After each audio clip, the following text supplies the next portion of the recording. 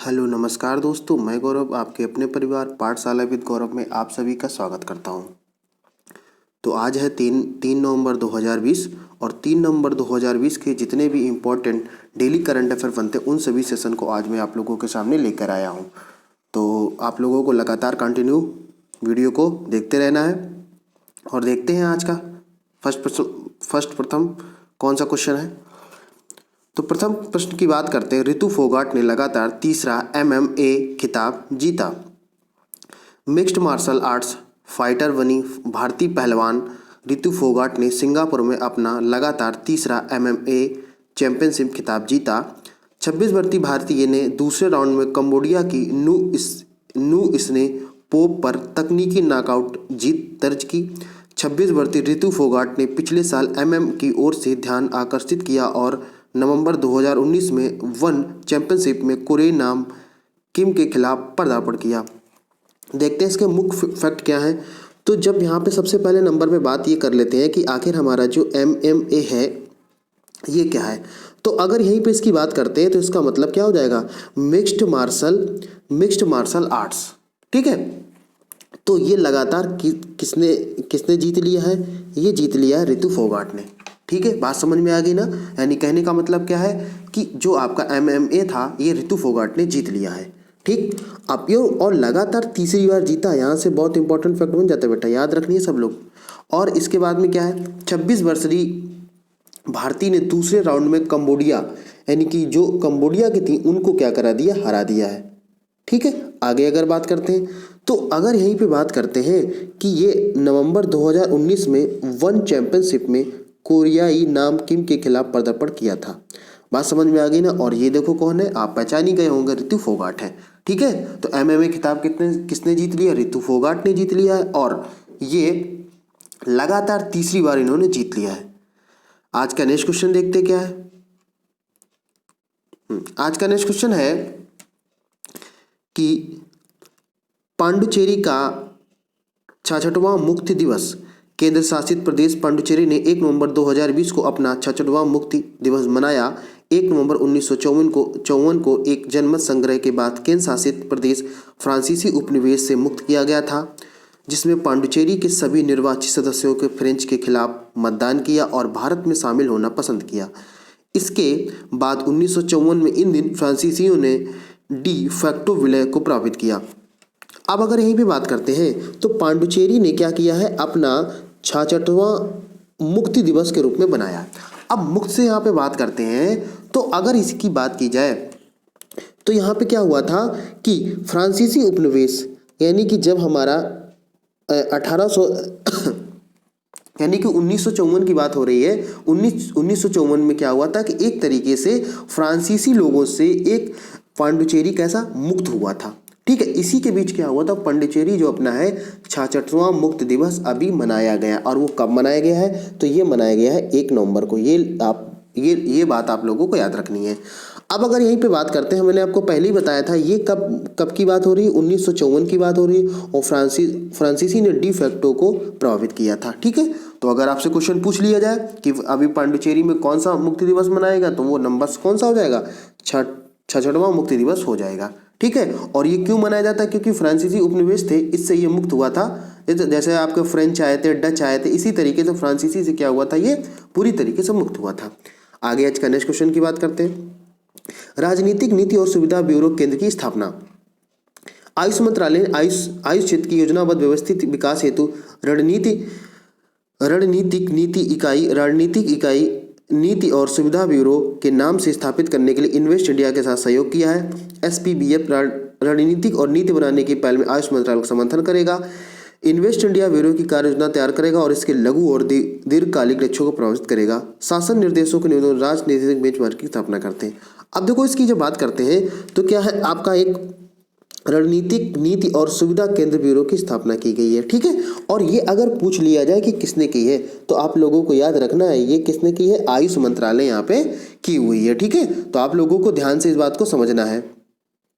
आगे हम बात करते हैं तो ये क्या करेगा, ये जो राजनीतिक बेंचमार्क है इसको क्या करेगा, उन चीज़ों को आपका निर्धारित करेगा। ठीक है, तो आप लोगों को याद रखना है कि रणनीतिक नीति और सुविधा केंद्र ब्यूरो की स्थापना हो गई है और ये किस मंत्रालय के द्वारा की गई है, तो इसका आंसर क्या हो जाएगा, आयुष मंत्रालय हो जाएगा। अब अगर यही इसकी बात करते हैं तो इसका मुख्य उद्देश्य क्या है, इन्वेस्ट इंडिया के रूप में काम करेगा ये।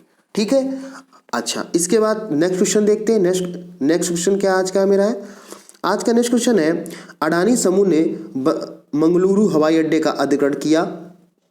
भारतीय विमानपत्तन प्राधिकरण AAI ने 50 वर्षों की अवधि के लिए अडानी समूह को मंगलुरु हवाई अड्डे को सौंप दिया है। फरवरी 2019 में केंद्र सरकार ने देश के 6 प्रमुख हवाई अड्डों लखनऊ, अहमदाबाद, जयपुर, मंगलुरु, तिरुवनंतपुरम और गुवाहाटी का निजीकरण किया था। एक प्रतिस्पर्धी बोली प्रक्रिया के बाद अडानी समूह ने उन सभी को चलाने के अधिकारों को जीत लिया है। अब देखो ये बहुत ही इंपॉर्टेंट क्वेश्चन बन जाता है आज का है। क्यों बन जाता है, क्योंकि यहाँ पे बात हो रही है अडानी ग्रुप की। तो जब अडानी ग्रुप की बात होती है, इन्होंने क्या किया है कि जो भी आपके हवाई अड्डे थे, और वो हवाई अड्डे कौन कौन से थे, एक तो आपका लखनऊ का हो जाएगा, लखनऊ का कौन सा, चौधरी चरण सिंह, जो आप लोग बहुत अच्छे से जानते होंगे, जो यूपी से रिलेटेड होंगे। ठीक है, इसके बाद में अहमदाबाद, जयपुर, मंगलुरु, तिरुवनंतपुरम और गुवाहाटी को निजीकरण के तौर पे क्या कर लिया है, ये निजीकरण इनका कर लिया है। और अगर यहीं पे बात करी जाए तो ये कुल मिलाकर कितने वर्षों के लिए दिया गया है, तो 50 वर्षों के पे दे दिया गया। अब देखो इसमें होगा क्या कि इसमें पूरी तरीके से कुछ सरकार अपना कुछ परसेंटेज इनसे लेती रहेगी, इसके बाद में क्या पूरा खर्चा होगा या उसका देखरेख का होगा, तो पूरा इसका कौन ये उठाएगा खर्चा, ये अडानी ग्रुप खर्चा उठा। और ये कितने वर्षों के लिए हुआ, 50 वर्षों के लिए। अब आपसे क्वेश्चन ये पूछ लिया जाएगा कि भी हाल ही में अडानी ग्रुप ने कितने हवाई अड्डों को अपने निजीकरण पे ले लिया है। तो आप लोगों को यह क्या याद रखना है, एक तो लखनऊ, अहमदाबाद, जयपुर, मंगलुरु, तिरुवनंतपुरम और गुवाहाटी का, ये इन सभी का क्या हो गया, एक तरीके से निजीकरण हो गया है। ठीक है, आज का नेक्स्ट क्वेश्चन देखते क्या है। आज का नेक्स्ट क्वेश्चन है, लेखपाल पाल जाचरिया को एक पुरस्कार के लिए चुना गया। केरल सरकार ने सर्वोच्च साहित्यिक सम्मान एजुथाचन पुरस्कार 2020 के लिए प्रसिद्ध मलयालम लेखक पाल जाचरिया को चुना है। यह पुरस्कार मलयालम भाषा के पिता एजुथचन के नाम पर रखा गया है। 5 लाख रुपए का नगद पुरस्कार और एक प्रशस्ति प्रदान किया जाएगा। उन्होंने पिछले 5 दशकों के दौरान मलयालम साहित्य में उनके योगदान के लिए चुना गया है। 5 सदस्यीय जूरी ने इन्हें पुरस्कार के लिए चुना है। अब देखो जो भी आपके पुरस्कार से रिलेटेड क्वेश्चन होते हैं, इन क्वेश्चनों को आप लोगों को बहुत ध्यान समझना होता है, क्योंकि यहाँ से क्वेश्चन बनता ही बनता है। ठीक है, तो सबसे पहले नंबर पे आप लोगों को क्या याद रखना है, जो लेखक थे कौन, पाल जाचरिया को, इनको अभी हाल ही में क्या एक पुरस्कार के रूप में नामित किया गया है। और अगर ये आपसे पूछ ले एक तरीके क्या है, ये लेखक है और कौन सी भाषा के, मलयालम भाषा के ये लेखक हैं और पिछले 5 दशकों से मलयालम साहित्य के रूप में योगदान अपना दे रहे हैं। यहीं पे अगर बात की जाए कि ये पुरस्कार जो है इनमें क्या क्या इनको प्रदान किया जाएगा, तो 5 लाख रुपए का नगद पुरस्कार हो जाएगा और एक प्रशस्ति प्रदान की जाएगी। प्रशस्ति का मतलब यहाँ पे एक प्रमाण पत्र टाइप का दिया जाएगा। ठीक है, और 5 सदस्यीय जूरी ने इन्हें पुरस्कार ये प्रदान किया है। ठीक है, बात समझ में आ गई होगी, आप आई थिंक आप लोगों को पूरी बात समझ में आ गई। यानी कि पाल जाचरिया जो थे, इनको अभी केरल सरकार ने सर्वोच्च साहित्यिक सम्मान से क्या कर दिया है, इनको नवाज दिया है। और वो पुरस्कार का नाम क्या है, एजुथचन पुरस्कार। ठीक है, आप लोगों को याद रखना है। और ये देखो कौन है, ये है पाल जाचरिया। और ये कौन सी भाषा के लेखक हैं, तो मलयालम के साहित्यकार हैं। आज का नेक्स्ट क्वेश्चन देखते क्या है। आज का नेक्स्ट क्वेश्चन है, मध्य प्रदेश के पन्ना टाइगर रिजर्व को यूनेस्को बायोस्फीयर रिजर्व का दर्जा। मध्य प्रदेश के पन्ना टाइगर यूनेस्को की world network of biosphere reserve को सूची में शामिल किया गया है। यह वर्ल्ड नेटवर्क बायोस्फीयर शामिल होने वाला 12वां भारतीय, पंचमढ़ी और अमरकंटक के बाद मध्य प्रदेश का तीसरा बायोस्फीयर रिजर्व है। वर्तमान में पन्ना टाइगर रिजर्व 55 बाघों का आवास है। यूनेस्को के WNVR अंतर्राष्ट्रीय क्षेत्र में शामिल करेगा जो लोगों को। अब देखो अगर इसकी हम बात करते हैं तो जो पन्ना टाइगर रिजर्व, ठीक है, पन्ना टाइगर रिजर्व की अगर हम बात करते हैं तो पन्ना टाइगर रिजर्व आपका कहाँ पे है स्थित है, ये मध्य प्रदेश में है। और इसको क्या कर दिया है, यूनेस्को ने बायोस्फीयर रिजर्व का दर्जा प्रदान कर दिया। ठीक है, अब देखो यहीं पे अगर हम बात करते हैं तो इसके बाद में क्या है, ये अगर शामिल होने की बात है तो ये 12वां भारतीय क्या हो जाएगा आपका, 12वां भारतीय बायोस्फीयर हो जाएगा। लेकिन अगर हम यहीं पे मध्य प्रदेश की बात करें तो मध्य प्रदेश क्या इसका आंसर क्या हो जाएगा, ये तीसरा बायोस्फीयर है। अब अगर यहीं पे बात करते हैं आखिर इसके दो पहले कौन से हैं, तो एक आपका पंचमढ़ी हो जाएगा और दूसरा कौन सा हो जाएगा, अमरकंटक हो जाएगा। और तीसरा यहीं पे अगर हम बात करते हैं तो पन्ना टाइगर रिजर्व इसका आंसर हो जाएगा। आप लोगों को याद रखना है। और वर्तमान में अगर पन्ना टाइगर रिजर्व में बाघों की संख्या की हम बात करें तो आपके 54 यहाँ पे बाघ हैं। बात आपको याद रखनी है, ठीक है। तो कुल मिला के कौन क्वेश्चन आपको याद रखना है कि पन्ना टाइगर रिजर्व है, इसको अभी बायोस्फीयर रिजर्व में दर्जा दे दिया गया। किसने दिया, यूनेस्को ने दिया है। और इससे पहले दो है, दो को पहले और दिया गया है, तो वो कौन सा, पंचमढ़ी और अमरकंटक यहाँ आंसर हो जाएगा। आज का नेक्स्ट क्वेश्चन देखते क्या है। आज का नेक्स्ट क्वेश्चन है, आईआईटी बॉम्बे ने बंधु नामक स्वयं सहायता वेबसाइट का शुभारंभ किया है, ठीक है। तो इन्होंने क्या किया कि आईआईटी बॉम्बे ने क्या एक तरीके का आपका बंधु नामक स्वयं सहायता समूह का आपका एक तरीके से शुभारंभ किया है। जरा समझते हैं इसके क्या है। केंद्रीय राज्य मंत्री आईआईटी बॉम्बे के छात्रों ने बंधु नामक से स्वयं सहायता की वेबसाइट के अनावरण किया है। यहाँ पे क्या होगा, इससे बाहरी विशेषज्ञों के साथ आईआईटी परमदा साथ मिलकर डिजाइन भी किया गया है। अब अगर यहीं पे बात करते हैं इस वेबसाइट की, तो इस वेबसाइट का इसका मुख्य उद्देश्य क्या है, वेबसाइट समाजों से लेकर कॉलेज लाइफ, पढ़ाई का तनाव और मानसिक स्वास्थ्य तक की चुनौतियों का समाधान करती है। और इसके बाद में प्रोजेक्ट बंधु को 1992 में बैच के पूर्व छात्रों को 2017 में उनके रजत जयंती के पुनर्मिलन सम्मेलन के रूप में भाग किया गया था, ठीक है। तो देखो ये क्या है, एक तरीके से एक वेबसाइट है जो छात्रों को, जो छात्र तनाव हो जाते हैं, उनकी कॉलेज लाइफ को लेके बहुत परेशान रहते हैं और मानसिक स्वास्थ्य की उनकी परेशानियां रहती हैं, इन सभी के निवारण के लिए क्या है, एक बंधु नामक स्वयं सहायता वेबसाइट का आपका शुभारंभ किया गया है। अब यहीं पे अगर बात करते हैं कि प्रोजेक्ट बंधु जो 1992 में वहीं के छात्र थे, उनको 2017 में क्या किया गया था, रजत जयंती पुनर्सम्मेलन भाग शुरू किया था। तो कुल मिला के आपको इतना याद रखना है कि बंधु नामक स्वयं सहायता समूह कहाँ पे लॉन्च किया गया, तो आईआईटी बॉम्बे ने किया है। अगर इसकी नामकरण की बात करें या इसमें क्या क्या होगा, तो आप लोगों को क्या याद रखना है, कॉलेज लाइफ, पढ़ाई का तनाव और इन सब चीज़ों को आपको किया गया है। अब आज का नेक्स्ट क्वेश्चन देखते आगे। आज का नेक्स्ट क्वेश्चन क्या है, आज का नेक्स्ट क्वेश्चन है, एनएमसी ने एमबीबीएस प्रवेश विनियमों के लिए नए नियम की अधिसूचित किए हैं। राष्ट्रीय चिकित्सा आयोग एनएमसी चिकित्सा शिक्षा को सस्ती बनाने हेतु वर्षीय एमबीबीएस विनियम 2020 के न्यूनतम अधिसूचित करेगा। नए विनियम मेडिकल कॉलेज के लिए भारत की तत्कालीन मेडिकल काउंसिल 1999 के न्यूनतम मानक अवस्थाओं को बदल दिया गया है।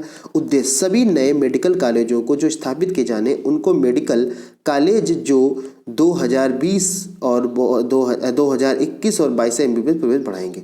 अब देखो यहीं पे अगर बात करते हैं, तो अगर हम बात किसकी करते थे, इसकी एनएमसी की बात करते हैं, तो ये क्या हो जाएगा, इसका पूरा नाम नेशनल मेडिकल कमीशन। यानी कि जितने भी आपके मेडिकल से रिलेटेड एग्ज़ाम होते हैं या जितनी मेडिकल से रिलेटेड पॉलिसीज़ होती हैं, उन सभी को क्या करता है, राष्ट्रीय आयुर्विज्ञान एक आयोग है, उन चीज़ों को निर्धारण करता है। अब अच्छा, इसमें हुआ क्या है कि जो भी आपके सभी मेडिकल कॉलेज की स्थापित किए गए हैं, यानी कि जो भी आपके नए नए मेडिकल कॉलेज स्थापित किए जा रहे हैं, उन सभी के लिए 2021 और 22 में प्रवेश को बढ़ाएंगे। यानी कि उनकी प्रवेश की संख्या को क्या करेंगे, यहाँ पे बढ़ावा देगा। और क्या करेंगे, शिक्षा में प्रौद्योगिकी समावेश को बढ़ावा करेगा। और अगर ये आपसे पूछ लिया जाए कि ये किस में किया गया, तो एनएमसी एक आयोग है और एमबीबीएस के लिए आपको पता ही होगा, ठीक है। चलो आगे देखते हैं आज का नेक्स्ट क्वेश्चन क्या है।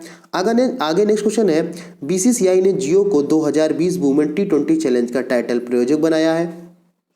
भारतीय क्रिकेट कंट्रोल बोर्ड बीसीसीआई ने रिलायंस जियो को महिला T20 का टाइटल प्रायोजक घोषित किया है। बीसीसीआई पहली बार विशेष रूप से महिला आईपीएल के लिए किसी प्रायोजक के रूप में साझेदारी कर रही है। जियो वुमेन ने T20 चैलेंज लड़कियों को खेल हेतु प्रेरित करेगा और माता पिता को यह विश्वास दिलाएगा कि क्रिकेट खेलना एक बेहतरीन करियर अवसर है। वुमेन T20 चैलेंज शारजाह में 4 से 9 नवंबर तक चलने वाली। अगर यहीं पे बीसीसीआई के अध्यक्ष करें तो कौन हो जाएंगे, सौरभ गांगुली। ये बहुत ही इंपॉर्टेंट आज का सबसे महत्वपूर्ण क्वेश्चन है, तो आप लोगों को ध्यान समझना है। देखो सबसे पहले नंबर आप लोगों को याद रखना है कि जो वुमेन T20 चैलेंज था, ठीक है, वुमेन T20 चैलेंज है, इसका क्या किया है, एक तरीके से जियो ने आपका प्रायोजक बनाया है, ठीक है। आप लोगों को यहाँ देखो दिख रहा होगा, हाँ। तो सबसे पहले आप लोगों को याद रखना है कि रिलायंस जियो को महिला T20 का एक तरीके से प्रायोजक से मतलब यहाँ पे ये हो रहा है कि जो उन चीज़ों को क्या नाम करेगा, प्रेजेंट करेगा।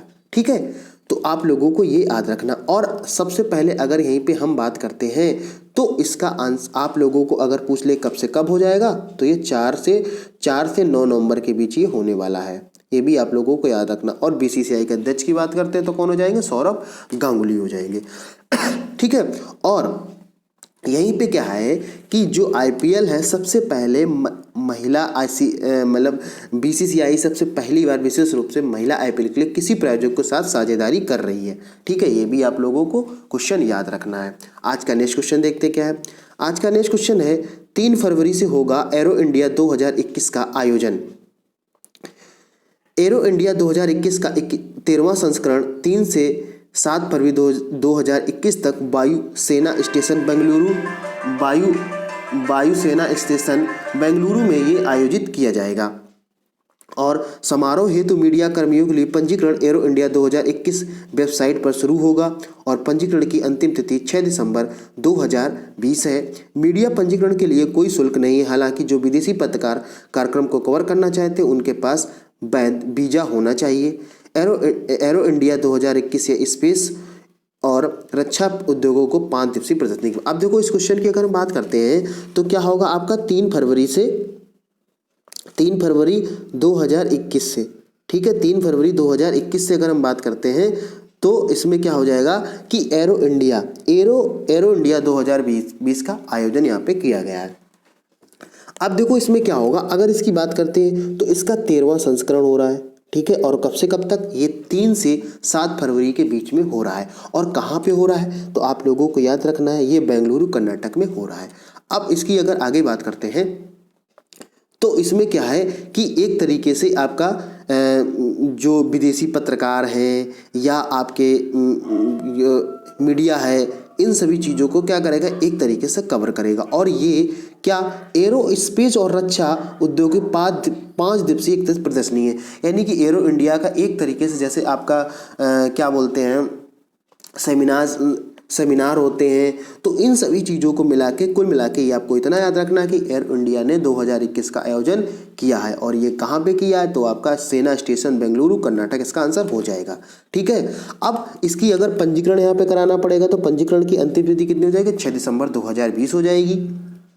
आप लोगों को याद रखना है, जैसा कि आप लोगों को यहाँ देखो दिख रहा होगा। ठीक है, तो एरो इंडिया कब से कब स्टार्ट होने वाला, 3 से 7 फरवरी तक। इसका कौन सा संस्करण हो रहा है तो 13वां संस्करण हो रहा है। ये आप लोगों को याद रखना है, कब होगा 2021 में होगा। ठीक है, चलो आगे देखते हैं आज का नेक्स्ट क्वेश्चन क्या है।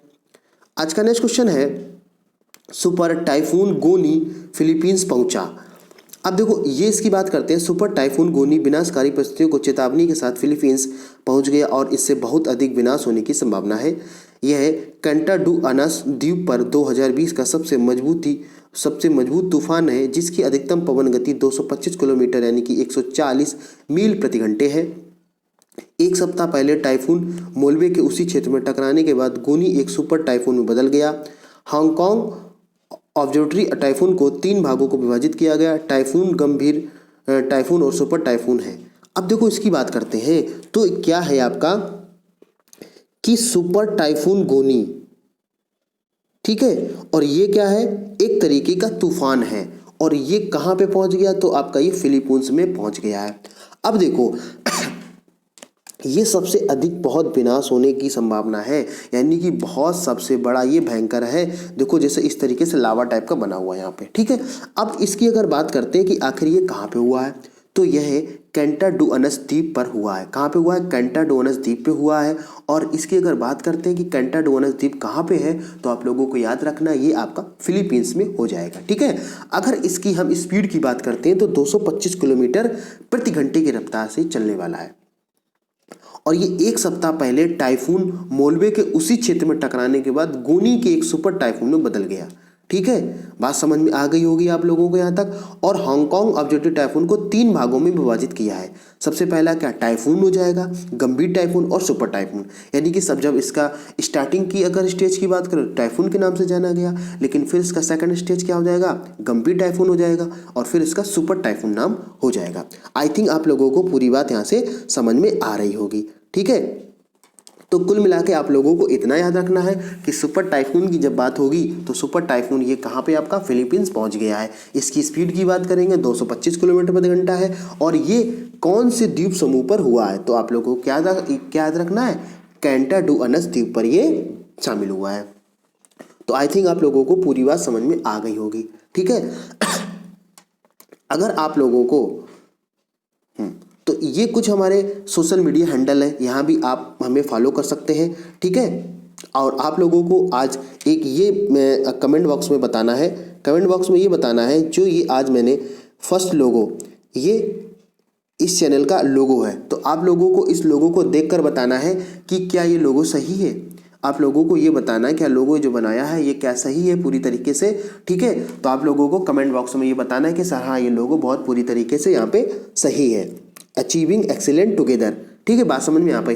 तो ये कुछ हमारे सोशल मीडिया हैंडल है, यहाँ भी आप हमें फॉलो कर सकते हैं। ठीक है, फेसबुक हो गया, इंस्टाग्राम हो गया, ट्विटर हो गया और यूट्यूब हो गया, यहाँ भी आप हमें फॉलो कर सकते हैं, जहाँ पे आपको डेली अपडेट इन क्वेश्चनों के अलावा भी वहाँ पे डेली अपडेट आपको मिलती रहती है। ठीक है,